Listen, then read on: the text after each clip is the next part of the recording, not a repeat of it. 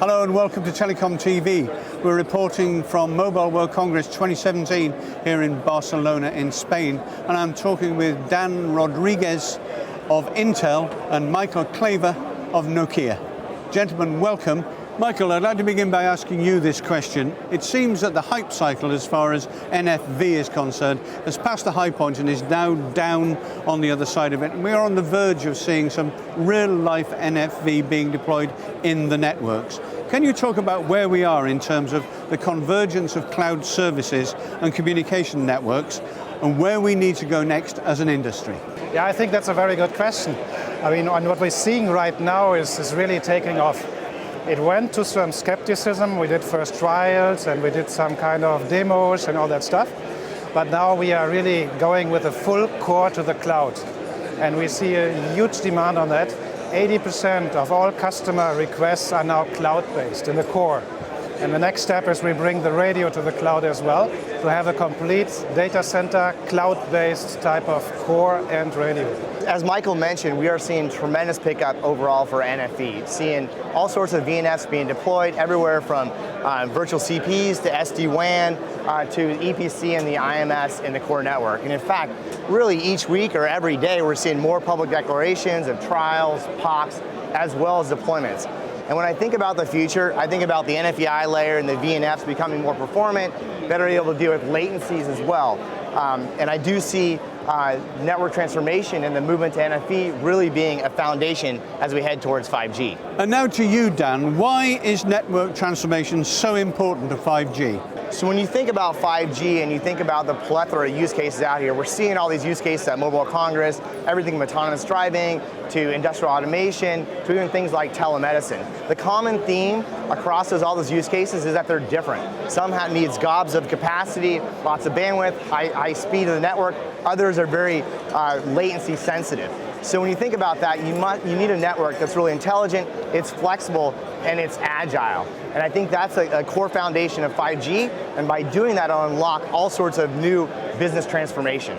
So basically, I mean, if you look at 5G, it's a pretty challenging environment. We're talking about less than 1 milliseconds on latency.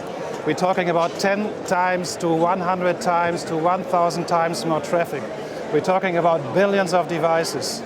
But the end user will not pay more for all these services. So we have to find ways to reduce and increase the efficiency of the network and reduce the cost by a factor of 10 at least. And I won't see any other chance than doing it with the cloud. And that's what's driving the demand. The flexibility, the time to market, the scalability, and the possibility to reduce cost a factor of 10. That's what's driving it to 5G. And then again to you, Michael. How do you see the core network evolving to meet 5G use cases and for the networks as well? So the first thing what we do is we virtualize the core. That means it has the same functionality than before, but we can introduce it step by step in a smooth way. But this wouldn't give any advantage. It comes then with a cloud-native type of core architecture. And here what we're doing is we're introducing a shared data layer and stateless machine on top, which gives us ultimate robustness, endless scale, and much better way of designing and modifying and managing the network. As said, to a factor of 10 lower than before. And when it comes to 5G, we have to even move it out to the edge. That means we have edge computing. We move the cloud and the NFVs to the edge to deal with this 1 millisecond latency requirement, so we can cover all these different cases. And Dan, how are Intel platforms going to evolve to prepare for these use cases and for 5G? So as Michael mentioned, when you think about the core network to start, the core network will be a mix of both centralized and distributed deployments to truly meet all the stringent requirements of 5G. So when I think about that, I think about the need for truly a ubiquitous platform. So because of this, Intel's investing to ensure that its platforms can meet the 4 common workloads within telecommunication. That being application processing, control processing, packet, as well as signal. Now, in addition to all those hardware innovations, Intel also takes great pride in participating with the community, doing and sponsoring many open source projects, contributing to projects such as our data plane development kit, which is really paramount for Packet, as well as new software such as deep packet inspection, which we open source our HyperScan innovations over a year ago.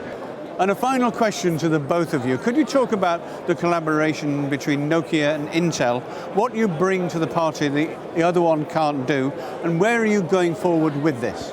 So we have a long-term relationship with Intel and extremely good experience. All our data centers, all our cloud are based on Intel technology. But now we need to take it to the next step, and that's why we value Intel's technology, because we have to optimize it, especially when we talk about cloud run in the radio environment. We need to get more performance, even low latency, and this is something which is very important, where we base our technology on the assets of both companies, bring it together to the benefit of the 5G community. And also, very important, we need to see it from end-to-end perspective.